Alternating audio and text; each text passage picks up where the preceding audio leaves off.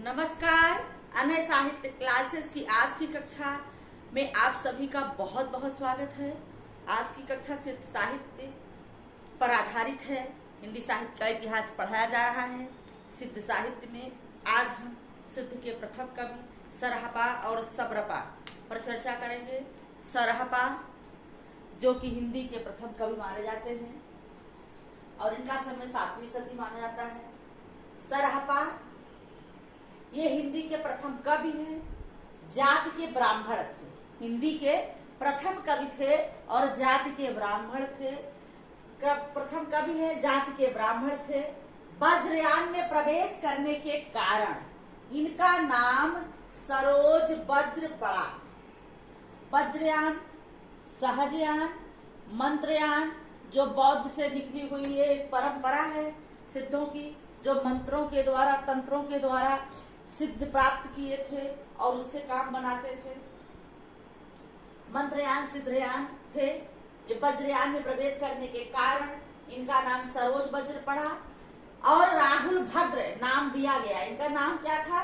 सरोज वज्र और राहुल भद्र, दोनों नाम किसका है? ये सरहपा का नाम है। इनका निवास स्थान नालंदा था। इन्होंने सर बनाने वाली, मतलब बाण बनाने वाली कन्या के साथ की जोगिनी बनाकर, कन्या को जोगिनी बनाकर उसके साथ अरण्यवास किया और स्वयं बाण बनाने लगे। तो सरहपा जो सिद्ध कवियों में प्रथम थे और हिंदी के प्रथम कवि कहे गए।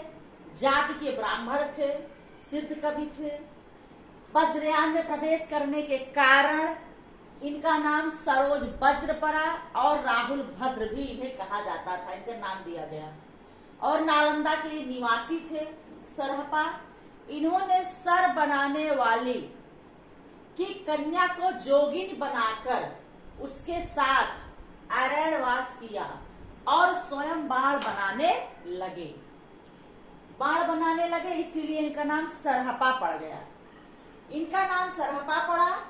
इनके लिखे हुए 32 ग्रंथ कहे जाते हैं। कितने? 32 ग्रंथ इनके हैं सरहपा के, जिसमें कि 2 ग्रंथ अत्यधिक महत्वपूर्ण है। चर्या गीत कोश, दोहा कोश। चर्या गीत कोश और दोहा कोश ये इनके 2 महत्वपूर्ण प्रसिद्ध ग्रंथ हैं सरहपा के। सर बनाने वाली की कन्या के साथ अरण्यवास किया जोगिन बना करके, इसीलिए इनको सरहपा कहा गया। इनका 2 नाम और है, राहुल भद्र और सरोज वज्र। ठीक, ये हिंदी के प्रथम कवि हैं। जाति के ब्राह्मण, वज्रयान में प्रवेश करने के कारण सरोज वज्र कहा गया। ठीक, तो ये सरहपा का परिचय।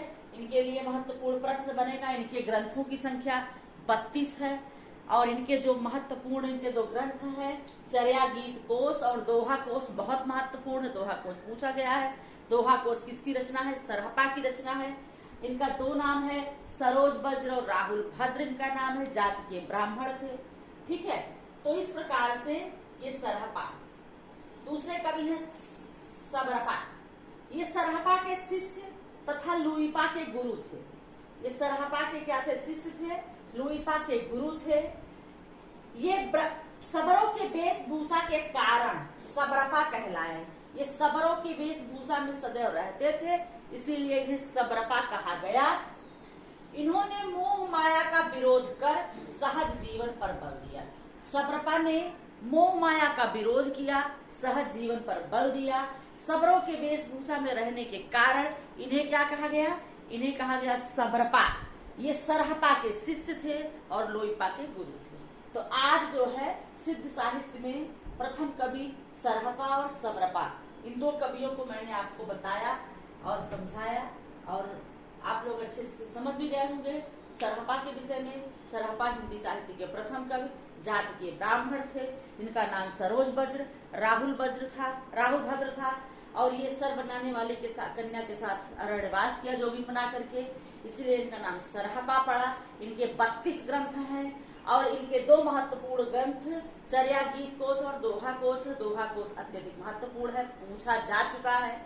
ठीक है, तो ये रहा सरहपा का परिचय। सबरपा जो है कौन थे? ये सरहपा के शिष्य थे, लुईपा के गुरु थे और सबरपा सबरों की वेशभूषा में सदैव रहते थे, इसलिए उनको सबरपा कहा गया।